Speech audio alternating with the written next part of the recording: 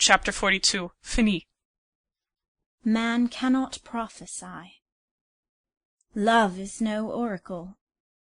Fear sometimes imagines a vain thing. Those years of absence! How had I sickened over their anticipation! The woe they must bring seemed certain as death. I knew the nature of their course. I never had doubt how it would harrow as it went. The Juggernaut on his car towered there a grim load. Seeing him draw nigh, bearing his broad wheels in the oppressed soil, I, the prostrate votary, felt beforehand the annihilating crunch. Strange to say, strange yet true, and owning many parallels in life's experience, that anticipatory crunch proved all, yes, nearly all the torture. The great Juggernaut, in his great chariot, drew on lofty, loud, and sullen.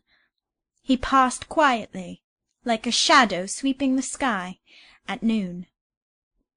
Nothing but a chilling dimness was seen or felt. I looked up. Chariot and demon charioteer were gone by. The votary still lived. Monsieur Emmanuel was away 3 years. Reader, they were the 3 happiest years of my life. Do you scout the paradox? Listen. I commenced my school. I worked hard. I deemed myself the steward of his property, and determined, God willing, to render a good account. Pupils came, burghers at first, a higher class ere long. About the middle of the 2nd year, an unexpected chance threw into my hands an additional £100. One day I received from England a letter containing that sum. It came from Mr. Marchmont, the cousin and heir of my dear and dead mistress. He was just recovering from a dangerous illness. The money was a peace offering to his conscience, reproaching him in the matter of I know not what, papers or memoranda found after his kinswoman's death, naming or recommending Lucy Snowe. Mrs. Barrett had given him my address. How far his conscience had been sinned against, I never inquired. I asked no questions, but took the cash and made it useful. With this £100 I ventured to take the house adjoining mine. I would not leave that which Monsieur Paul had chosen, in which he had left and where he expected again to find me. My externat became a pensionat. That also prospered. The secret of my success did not lie so much in myself, in any endowment, any power of mine, as in a new state of circumstances, a wonderfully changed life, a relieved heart. The spring which moved my energies lay far away beyond seas, in an Indian isle. At parting I had been left a legacy, such a thought for the present, such a hope for the future, such a motive for persevering, a laborious, an enterprising, a patient, and a brave course. I could not flag. Few things shook me now. Few things had importance to vex, intimidate, or depress me. Most things pleased. Mere trifles had a charm. Do not think that this genial flame sustained itself, or lived wholly on a bequeathed hope or a parting promise. A generous provider supplied bounteous fuel. I was spared all chill, all stint. I was not suffered to fear penury. I was not tired with suspense. By every vessel he wrote. He wrote as he gave and as he loved, in full-handed, full-hearted plenitude. He wrote because he liked to write. He did not abridge because he cared not to abridge.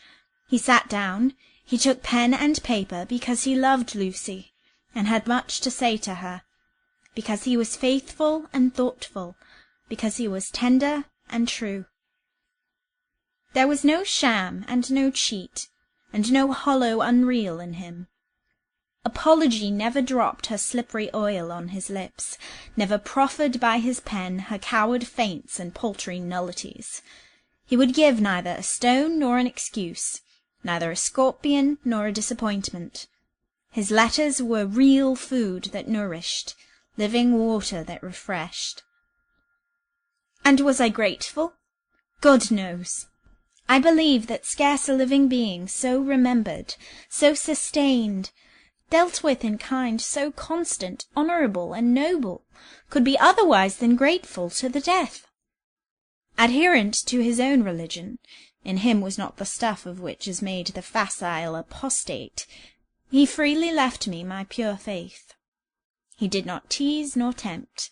He said, "Remain Protestant, my little English Puritan.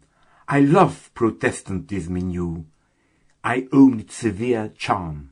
There is something in its ritual I cannot receive myself, but it is the soul create for Lucy." All Rome could not put into him bigotry, nor the propaganda itself make him a real Jesuit. He was born honest and not false, artless and not cunning, a free man and not a slave. His tenderness had rendered him ductile in a priest's hands. His affection, his devotedness, his sincere pious enthusiasm blinded his kind eyes sometimes, made him abandon justice to himself to do the work of craft and serve the ends of selfishness. But these are faults so rare to find, so costly to their owner to indulge, we scarce know whether they will not one day be reckoned amongst the jewels. And now the 3 years are past. Monsieur Emmanuel's return is fixed. It is autumn. He is to be with me ere the mists of November come. My school flourishes. My house is ready. I have made him a little library, filled its shelves with the books he left in my care.